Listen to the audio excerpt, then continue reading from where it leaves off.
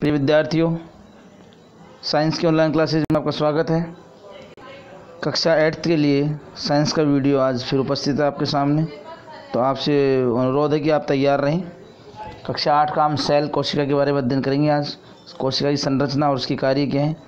देखिए विद्यार्थियों, आप हमारे आसपास की वस्तुएं या तो सजीव होती है या निर्जीव होती है। हमारे जो परिवेश में, हमारे जो परिक्षेत्र में है, आसपास की वस्तुएं या तो सजीव होती है या निर्जीव होती है। और सभी सजीव कुछ मूलभूत कार्य संपादित करते हैं। सभी सजीव जो है अपने दैनिक कुछ कार्य संपादित करते हैं, कार्य संपन्न करते हैं।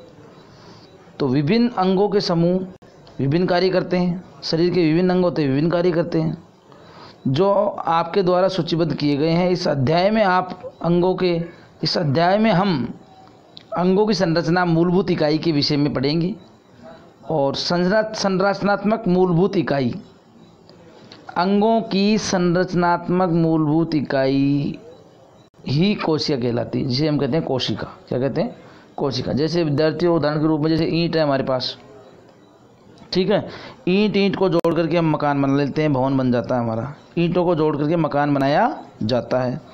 उसी प्रकार विभिन्न कोशिकाएं मिलकर के एक दूसरे से जुड़ करके आपस में सजीव का शरीर का निर्माण करती है। क्या करती है? सजीव के शरीर का निर्माण करती है।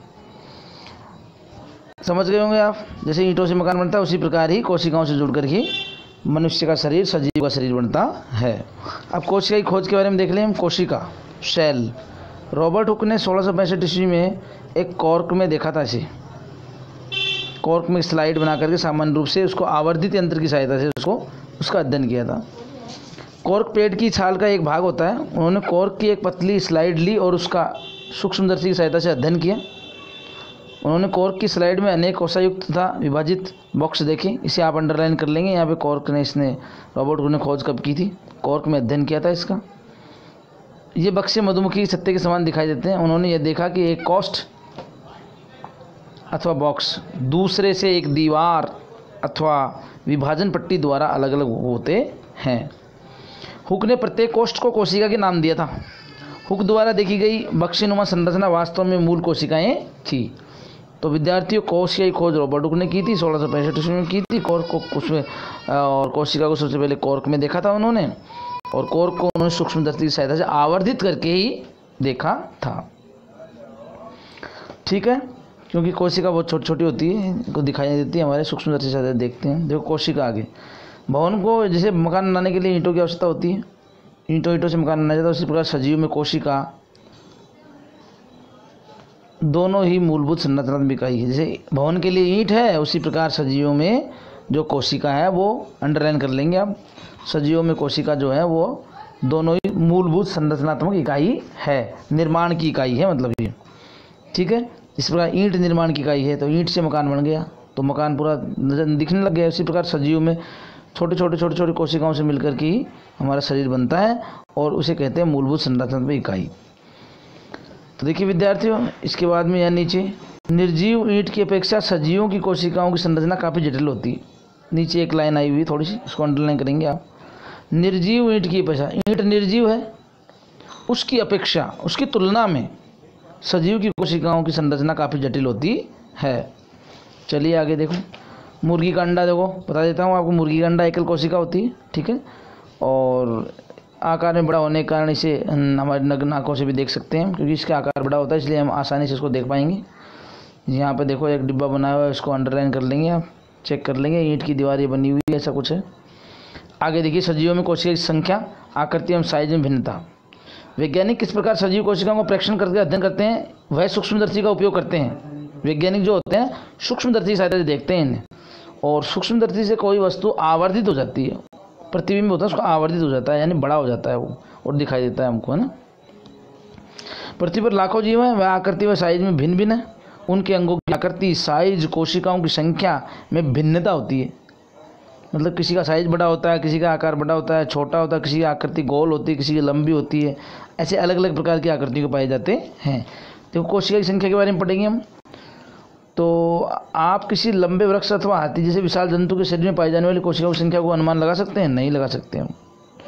नहीं लगा सकते विद्यार्थियों, अनुमान नहीं लगा सकते, क्योंकि इनकी संख्या अरबों खरबों में होती है। कैसी होती है? अरबों खरबों में होती है। कोशिकाओं की संख्या हाथी में, लंबे वृक्ष में भी होती है। मनुष्य के शरीर, यहाँ से अंडरलाइन कर लेना, मनुष्य के शरीर में कई खराब कोशिकाएं पाई जाती हैं, कई खराब कोशिकाएं पाई जाती है, बहुत खराब, अरब खरब। ठीक है, पहले करोड़ होता है, फिर अरब होता है, फिर खरब होता है। करोड़ से बड़ा अरब, अरब से बड़ा खरब, सबसे बड़ा खरब, मतलब और भी इससे बड़ा है, लेकिन यहाँ पर खरब की इकाई सबसे बड़ी है। तो मनुष्य में शरीर में कई प्रकार की कोशिकाएं पाई जाती है, जो आकृति व साइज में भिन्नता होती है। कोशिकाओं के विभिन्न समूह अनेक प्रकार के कार्य करते हैं। नीचे अंडरलाइन बॉक्स दिया हुआ है, एक देखो, 1 अरब में 100 करोड़ होते हैं और 1 करोड़ में 100 लाख होते हैं।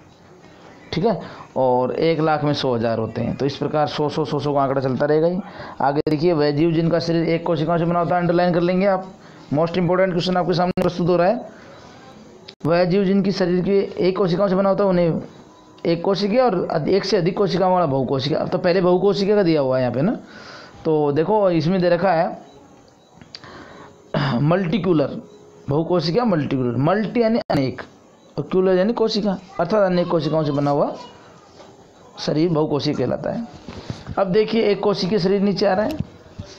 आपको जानने का आश्चर्य होगा कि अरबों कोशिकाओं वाले जीवों के जीवन का प्रारंभ एक कोशिका से होता है। यानी जिसकी शरीर में अरबों कोशिकाएं होती है ना, वो कोशिकाएं एक कोशिका से प्रारंभ होते हैं। एक कोशिका का वृद्धि होकर गुणन के रूप में वृद्धि होती है, जैसे 2 2 दूनी 4, 4 4 दूनी 8, 8 8, 8 दूनी 16, 16 16 16 दूनी 32। इस प्रकार गुणन होता है इसका, है ना, गुणन। निषेचित अंडा जो उसके अंदर बनता है वो गुणन करता है। गुणन करके वो जो आपकी एकल कोशिका थी ना, बढ़कर बहुत सारी कोशिकाओं में विभाजित हो जाती है। अब विद्यार्थियों देखिए, आगे हम चल रहे थे बहुकोशिकीय। तो आपको बता रहे थे, वह जीव जिसका शरीर एक से अधिक कोशिकाओं से बना होता है बहुकोशिकीय कहलाते हैं, और उसे कहते हैं मल्टीक्यूलर। क्या कहते हैं? मल्टीक्यूलर। उसके बाद में देखो, यहाँ पर आगे चल रहा है हमारे छोटे जीवों में कोशिकाओं की कम संख्या होने के कारण क्रियाकलापों को किस प्रकार से प्रभावित नहीं करती है। आपको जानकर आश्चर्य होगा कि अरबों कोशिकाओं वाले जीवों में भी जीवन का प्रारंभ एक कोशिका से होता है, और जो निषेचित अंडा होता है वह निषेचित अंडा गुणन करता है, और इस प्रकार वृद्धि करके कोशिकाओं की संख्या बढ़ती जाती है। तो एक कोशिका वाले जीवों को एकल कोशिका कहते हैं, जीव कहते हैं। जैसे हमारा युग्लिना है, अमीबा है, पैरामीशियम है, ये एक कोशिकीय जीव है। नीचे चित्र दिए हुए हैं, आपको अंडरलाइन कर लेना है इसको आप। एक कोशिकीय वाले जीवों को एक कोशिका कहते हैं, जैसे आपका अमीबा और पैरामीशियम। चलते हैं आगे। तो देखिए विद्यार्थी, यहाँ पे अब एक कोशिकीय जीव जैसे हमारे शरीर में उदाहरण के रूप में नीचे अंडरलाइन करने के लिए आया हुआ एक कोशिकीय जीव जैसे अमीबा है, भोजन का अंतग्रहण करता है और पचाता है भोजन को, और श्वसन, उत्सर्जन, वृद्धि एवं प्रजनन का कार्य भी करता है। अब नीचे आपके पास एक लाइन और आ रही, कोशिका का यह समूह उत्तक कहलाता है। यानी शरीर बनता है कोशिकाओं से, और कोशिका मिलकर के बनाते हैं, एक समूह बनाते हैं, उसे हम उत्तक कहते हैं। और विभिन्न उत्तक मिलकर के हमारे शरीर के अंग का निर्माण होता है। तो कोशिका से मिलकर उत्तक बनते हैं, और उत्तकों से मिलकर के हमारा शरीर का एक अंग बनता है। ठीक है, ये है। अब देखिए कोशिका की आकृति के बारे में देखेंगे। कोशिका आकृति जो है अनियमित है। इसकी आकृति वास्तव में अमीबा की कोई सुनिश्चित आकृति नहीं होती। देखिए चित्र में आपने अमीबा देखा था अभी, उसकी आकृति कोई निश्चित नहीं होती है। जब वह चलता है उसकी आकृति बदलती रहती है। तो यह अपनी आकृति बदलता रहता है। इसके मुख्य शरीर में बाहर की ओर से परिवर्तित लंबाई और परदे उभरते हुए दिखाई देते हैं। इसे हम पादाप कहते हैं। पादाप यानी पैर की बात कर रहा है। ये पैर जैसे मनुष्य के पैर होते हैं ना, उसी प्रकार इसके जो पैर होते हैं वो वैसे पैर दिखाई नहीं देते। जो चलता है ना, इसके सिकुड़ के चलता है।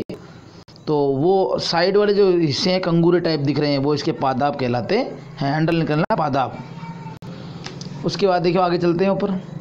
मनुष्य के रक्त में पाई जाने वाली श्वेत रक्त कोशिकाएं WBC white blood cell, note कर लेना। ये मनुष्य के रक्त में पाई जाने वाली 2 प्रकार की होती है, WBC और RBC। WBC white blood cell एक कोशिकीय संरचना का उदाहरण है जो अपनी आकृति बदल सकती है। WBC एक कोशिका है, जबकि अमीबा एक पूर्ण विकसित जीव है जिसका स्वतंत्र अस्तित्व होता है। WBC कोशिका है जो हमारे शरीर को रोग प्रतिरोधक क्षमता बढ़ाती है, एंटीबॉडीज बढ़ाती है हमारे शरीर के अंदर। कौन? WBC, रोग प्रतिरोधक क्षमता। ठीक है विद्यार्थियों, कोशिकाएं सामान्यतः गोलीय, चपटी, गोल अथवा लंबी होती है। नीचे अंडरलाइन कर लेना। कोशिका सामान्यतः गोलीय, चपटी, गोल अथवा लंबी होती है। कुछ कोशिकाएं लंबी होती है जिनके सिरे कुछ नुकीले होते हैं। इनका आकार तर्कुनुमा होता है। कभी कभी कोशिकाएं बहुत लंबी होती है। कुछ कोशिकाएं शाखान्वित होती है, जैसे तंत्रिका कोशिका, इंपॉर्टेंट आ रहा तंत्रिका कोशिका। तंत्रिका कोशिका संदेश प्राप्त करके उसका स्थानांतरण करती है, जिसके द्वारा यह शरीर में नियंत्रण व समन्वय कार्य करती है। तो देखो तंत्रिका कार्य, देखो यहाँ से आता है तंत्रिका कार्य। तंत्रिका कोशिका संदेश प्राप्त करके उसका स्थानांतरण करती है और जिसके द्वारा वह शरीर में नियंत्रण एवं समन्वय कार्य करती है। देखो यहाँ चित्र बना रखा है आपको, नीचे देखो इस साइड में चित्र बन रहा है, सी चित्र बने हुए ए बी और सी नंबर का जो चित्र है ना आपका, इसे बोलते हैं तंत्रिका कोशिका, न्यूरॉन। ठीक है, तो लंबी शाखान्वित तंत्रिका कोशिका, लंबी शाखान्वित तंत्रिका कोशिका शाखाओं में बटी रहती है। आगे देखो शाखाएं बटी हुई, आगे चलो। इसके बाद देखो विद्यार्थियों, ये हो गया। आप देखो आगे कोशिका का साइज, कोशिका साइज देखो। सजीवों में कोशिका का साइज अंडरलाइन कर लेना, 1 मीटर या 1 मीटर का 10 लाखवां भाग होता है, जिसे हम माइक्रोमीटर कहते हैं अथवा माइक्रोन कहते हैं, माइक्रो अथवा माइक्रोन मीटर कहते हैं, के बराबर होता है। अब देखो थोड़ा पढ़ लेते हैं इसको। कुछ सेंटीमीटर लंबा भी होता है, परंतु अधिकतर कोशिकाएं अति सूक्ष्म होती हैं, जो हमारी आंखों से दिखाई नहीं देती है। हमें इन्हें सूक्ष्मदर्शी की सहायता से आवर्धित करना आवश्यक होता है, बड़ा करना। सबसे छोटी कोशिका का साइज नोट कर लेना, आप नोट करो यहाँ से। सबसे छोटी कोशिकाओं का साइज 0.1 से 0.5 माइक्रोमीटर होता है। सबसे बड़ी कोशिका स्तुरमुर्ग का अंडा है, नोट कर लेना। सबसे बड़ी कोशिका किसकी होती है? स्तुरमुर्ग का अंडे में पाई जाती है, जिसका साइज 170 mm टू 130 mm होता है। तो दो प्रश्न बन रहे हैं हमारे यहाँ पर, 2 क्वेश्चन पुटअप हो रहे हैं। छोटी कोशिका का साइज, बड़ी कोशिका का प्रकार। टाइम देख रहा है क्या? हाँ, अब देखिए मुर्गी का एक अंडा उबालिए, यहाँ पे क्रिकलाप दे रखा है, उसका छिलका अलग कीजिए। क्या आप देखते हैं कि एक सफ़ेद पदार्थ केंद्र में के पीले गोले घेरे हुए हैं? सफ़ेद भाग एल्बुमिन है। क्या है? एल्बुमिन, जो उबलने पर ठोस में बदल जाता है। पीला भाग योक है, यह एक एकल कोशिका का भाग है। आप इसे आवर्धक उपकरण के बिना भी देख सकते हैं। अंदर का भाग होता है ना, वो पीले कलर का होता है, ठीक है। बाहर का भाग सफ़ेद होता है, जिसे कहते हैं एल्बुमिन। ठीक है विद्यार्थियों, देखो हाथी कोशिका और चूहे कोशिका के बारे में यहाँ देखा। पहली जो पूछ रही कि हाथी कोशिकाएं चूहे कोशिका से बड़ी होती है, तो आइए देखते हैं। किसी कोशिका के साइज का संबंध किसी पौधे अथवा जंतु के साइज से नहीं होता है। यानी यदि जंतु बड़ा है साइज में, तो जरूरी नहीं उसकी कोशिका बड़ी होगी, ठीक है। ऐसा बिल्कुल भी आवश्यक नहीं है कि हाथी की कोशिका चूहे की कोशिका से बहुत अधिक बड़ी हो। कोशिका के साइज का संबंध उसके प्रकार्य से है, नोट कर लेना यहाँ पे। कोशिका के साइज का जो संबंध है ना, कोशिका किस साइज की होगी, इसका संबंध किस पर डिपेंड करता है? उसके प्रकार्य से डिपेंड करता है, उसके प्रकार्य पर डिपेंड करता है विद्यार्थियों। हाँ विद्यार्थियों, देखिए यहाँ पे मैंने नोट करवाया था आपको, इसका साइज जो है ना, कोशिका का साइज, वो उसके प्रकार्य से है। उदाहरण के लिए तंत्रिका कोशिका हाथी एवं चूहे दोनों में ही लंबी एवं शाखान्वित होती है। वह संदेश के स्थानांतरण कार्य करती है। अभी बताया था मैंने आपको, तंत्रिका संदेश भेजती है एक स्थान से दूसरे स्थान पर, संदेश वाहक का कार्य करती है। अब आ जाओ संरचना के बारे में और इसके प्रकार्य। देखो विद्यार्थियों, कक्षा 7 में मैंने कुछ पढ़ा था, पीछे कक्षा में पढ़ते हैं, उसका अध्ययन कुछ रिलेटेड संबंधित से जुड़ा हुआ है। मतलब 6 से 7, 7 से 8, 8 से 9 साइंस अटैचमेंट है। तो सम्मिलित रूप से पाचन तंत्र बनाते समय किसी तंत्र के प्रत्येक अंग अलग अलग प्रकार करते हैं। जैसे पाचन तंत्र बनता है, कोई भी तंत्र बनता है, उसके कार्य सब अंग अलग अलग कार्य करते हैं। जैसे पाचन करना, स्वांगीकरण करना, अवशोषण करना। इस प्रकार विभिन्न पादप अंग भी विशिष्ट या विशेष प्रकार करते हैं। उदाहरण के लिए जड़ जो जल ले जाती है एवं खनिजों का अवशोषण करती है, और पत्तियां भोजन का संश्लेषण करती है। नोट कर लेना यहाँ पे। उदाहरण के लिए जैसे जड़ है, वो जल और खनिज लवण को अवशोषण करती है। यानी जो पौधे की जड़ है ना, वो जल ले जाती है। जल जाइलम की सहायता से जाता है। फ्लोएम और जाइलम 2 प्रकार की कोशिका पाई जाती है। इसके अंदर 2 कोशिकाएं मिलती है आपको पौधों में। तो जाइलम में जल जाता है और फ्लोएम में से भोजन जाता है। तो इस प्रकार ये क्या करती है, पत्तियां संश्लेषण कार्य करती है, प्रकाश संश्लेषण का कार्य करती है। तो पौधे के भाग होते हैं विभिन्न, उनका अलग अलग कार्य होता है। तात्पर्य ये होगा कि सभी अंग का अलग अलग कार्य होता है। चलो जी, डन डना डन डन, आगे चलते हैं विद्यार्थियों। प्रत्येक अंग पुनः छोटे भागों में बना होता है, जिसे हम युतक कहते हैं। क्या कहते हैं? उत्तक। नोट कर लेना, उत्तक किसे कहते हैं? प्रत्येक अंग छोटे छोटे भागों से बना होता है जिसे हम उत्तक कहते हैं। यानी अभी मैंने पढ़ाया था पहले, आप उत्तक के बारे में पीछे बताया था आपको, तो आप वीडियो को पॉज करके पीछे देख लें आप उत्तक के बारे में। पहली से कि समझ में आ गया कि अंग उत्तक के बने होते हैं और उत्तक कोशिकाओं से बने होते हैं, और सजीव की संरचना इकाई कोशिका है। यानी सजीव की संरचना इकाई है, सजीव का निर्माण कोशिकाओं से हो रहा है। यानी छोटी छोटी कोशिकाएं बनकर बहुत सारी कोशिकाएं हो जाती है, और उस कोशिकाओं से हमारे शरीर का निर्माण होता है। इसलिए सबसे पहले किसका निर्माण हुआ? कोशिका का। तो वही हमारी संरचनात्मक इकाई है। इंपॉर्टेंट फैक्ट है ये। कोशिका की भाग देखो, कोशिका की मूल घटक कोशिका झिल्ली, कोशिका द्रव्य केंद्रक। कोशिका द्रव्य एवं केंद्रक कोशिका झिल्ली के अंदर परिबद्ध होते हैं। कोशिका झिल्ली एवं कोशिका को दूसरी कोशिका एवं घेरे हुए माध्यम से अलग करती है। कोशिका झिल्ली, जिसे प्लाज्मा झिल्ली कहते हैं, सरंध्र होती है तथा विभिन्न पदार्थों की कोशिकाओं का आगमन का निगमन करती है। ये हमारे कोशिका के बारे में। कोशिका में कोशिका झिल्ली होती है, कोशिका भित्ति पाई जाती है, विभिन्न अंग उसके अंदर उपस्थित होते हैं। तो देखिए आप यहाँ पर नीचे एक चित्र दिया हुआ है आपको, इसके अंदर देखो प्याज की झिल्ली कोशिकाएं दे रखी है। यहाँ पे इसके अंदर उसको जूम करके बताया गया है आपको, इसका डायग्राम को आवर्धित करके बताया गया है। तो वास्तव में प्याज में हम देखें आपको ऐसा नहीं दिखेगा, लेकिन होता है ऐसा, ठीक है। इसमें बीच में गोल गोल केंद्रक पाए जा रहे हैं। कोशिका द्रव्य इसके अंदर भरा हुआ रहता है। इसके ऊपर आप अंडरलाइन कर लें, प्याज की कोशिकाएं सीमा कोशिका झिल्ली से परिबद्ध होती है, जो एक और दृढ़ आवरण रखती है, जिसे कोशिका भित्ति कहते हैं। कोशिका भित्ति क्या होती है? दृढ़ आवरण होता है जो कोशिका पर आघात लगने से बचाती है। कोशिका को भारी चोट जो लगता है ना, उससे सुरक्षा करती है कोशिका भित्ति। क्या करती है? कोशिका भित्ति। ठीक है विद्यार्थियों, ये नीचे आपको चित्र दे रखा है प्याज कोशिकाओं का, इसमें केंद्रक वगैरह दे रखा है, इसको आप देख लीजिए। केंद्रक दे रखा है, कोशिका के अंदर कोशिका द्रव भरा होता है, जो क्या होता है जब कोशिका के पीछे भीतर से चोट लगती है, बाहर से कहीं से आघात लगता है, तो द्रव संकुचन होता है, फलस्वरूप कोशिका हमारी सुरक्षित रह जाती है। ठीक है, तो ये इसके अंदर दिया हुआ है आपका। तो अब देखिए इधर आ जाइए, कोशिका भित्ति जी बता दिया मैंने आपको, ये तो हम पढ़ चुके हैं। कोशिका भित्ति के बारे में बताया मैंने आपको। कोशिका भित्ति इसको आकार प्रदान करती है। नोट कर लेना यहाँ से कौन कौन से, देखो चलो नोट करना शुरू करो। कोशिका झिल्ली कोशिका को आकार प्रदान करती है, पहली लाइन, ठीक है।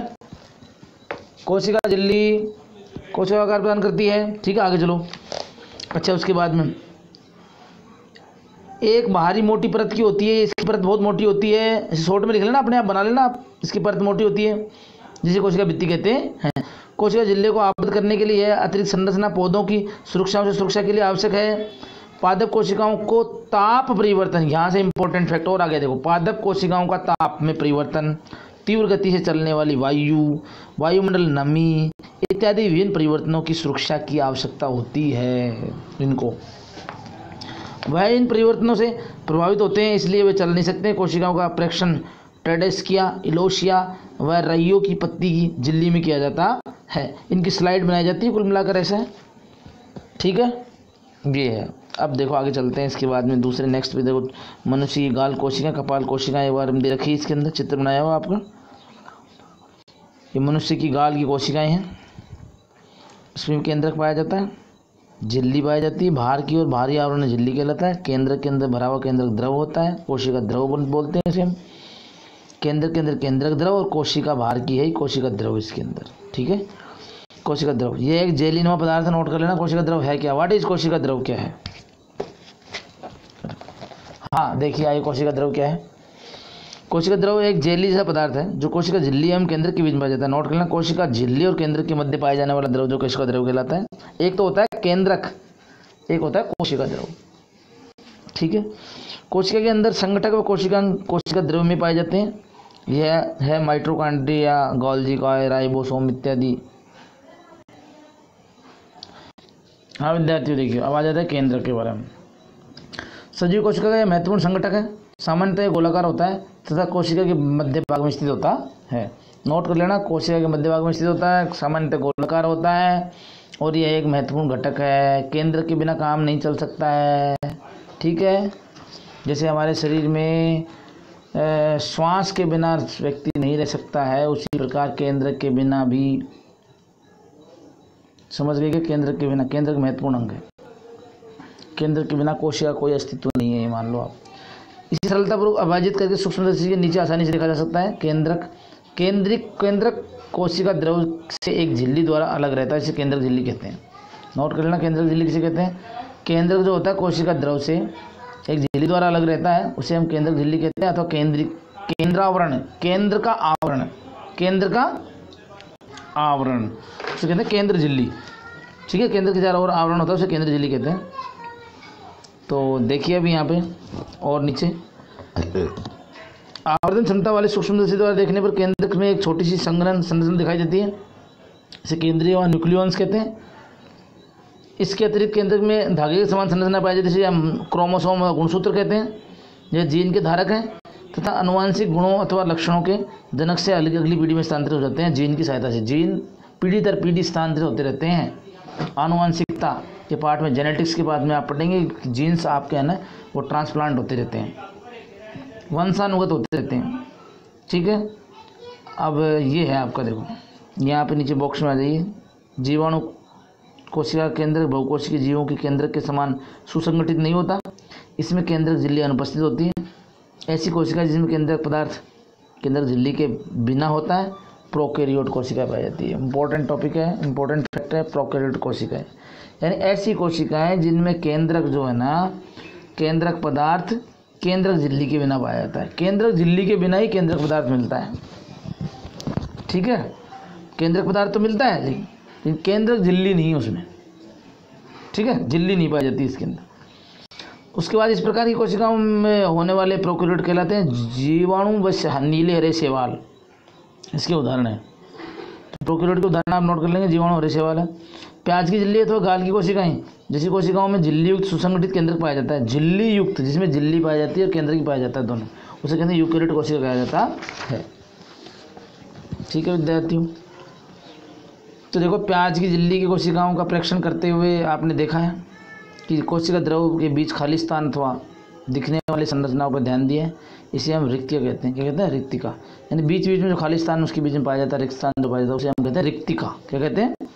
रिक्तिका। प्रश्न बनेगा आपको रिक्तिका से कहते हैं यहाँ पर। यह एकमात्र एक एवं बड़ी हो सकती है, जैसे कि प्याज की झिल्ली की कोशिकाओं में दिखाई देता है। गौल कोशिका में अनेक छोटी छोटी रिक्तिकाएँ पाई जाती है। बड़ी रिक्तिकाएँ आमतौर पर पौधों की कोशिकाओं में पाई जाती है। जंतुओं में ये रिक्तिकाएँ बहुत छोटी होती है। ठीक है विद्यार्थियों, अब आता है ट्रोडेस्किया पत्ती की कोशिकाओं में आपने अनेक छोटी रंगीन संरचना मिलती है इसके अंदर। ये पत्ती की कोशिकाओं के कोशिका द्रव में छितरी रहती है, फैली हुई रहती है, जिसे हम प्लेस्टिड कहते हैं। प्लेस्टिड, क्या कहते हैं? प्लेस्टिड। अब देखो विद्यार्थियों, ये आपके पास चित्र के नीचे बनाया हुआ है, इसमें बताता हूँ आपको मैं। ये पादप कोशिका है और जंतु कोशिका है। तो इसमें क्या है, हाई स्टैंडर्ड में अध्ययन करेंगे इसका, लेकिन अभी थोड़ा सा देख लेते हैं इसके बारे में। कोशिका है हमारे पास, पादप कोशिका और जंतु कोशिका। ठीक है, अब देखो पादप कोशिका में बात ये होती है कि चित्र को गौर से देखना आप। पादप कोशिका में कोशिका भित्ति पाई जाती है, देखो, जबकि इधर आ जाओ जंतु कोशिका में कोशिका झिल्ली पाई जाती है। पादप कोशिका में कोशिका भित्ति भी पाई जाती है और कोशिका झिल्ली भी पाई जाती है, दोनों। जबकि जंतु कोशिका में ओनली कोशिका झिल्ली पाई जाती है, कोशिका भित्ति अनुपस्थित रहती है, एब्सेंट। ठीक है, दोनों में रिक्तिकाएँ पाई जाती है, दोनों में केंद्रक पाया जाता है, दोनों में कोशिका द्रव भरा होता है। ठीक है, तो मोस्टली ज़्यादातर अंतर ये आपको कोशिका भित्ति नहीं पाई जाती है इसके अंदर। तो आपको लिखना है पादप कोशिका में कोशिका भित्ति पाई जाती है, जबकि जंतु कोशिका में कोशिका भित्ति नहीं पाई जाती है, और दोनों में ही कोशिका झिल्ली पाई जाती है। बाकी सब सिमिलरिटी होती है, लगभग समानताएं रहती है। तो उम्मीद करता हूँ कि ये वीडियो आपको समझ में आया होगा। तो अब देखो आपने क्या सीखा इसके बारे में, थोड़ा सा आप अध्ययन कर लेंगे इसके बारे में। थोड़ा सा आपसे अनुरोध है कि आप भी थोड़ा कोऑपरेट करें। जितना कोऑपरेट आप करेंगे उतना ही कोऑपरेट टीचर इंटरेस्टेड होंगे आपके प्रति। तो आपको मतलब अच्छे से काम इसका मेंटेन करना है, काम मेंटेन करके भेजना है, असाइनमेंट को पढ़ना है, वीडियो को देखना है, लाइक करना है, अच्छी तरह से समझना है, 2-2 बार प्रयास करना है, और प्रयास करने वाले को सफलता मिलती है। ठीक है, और मेहनत करने वाली कभी हार नहीं होती है। जो मेहनत करता है वो एक दिन ज़रूर सफल होता है। तो मिलते हैं अगले वीडियो में आपको। ओके।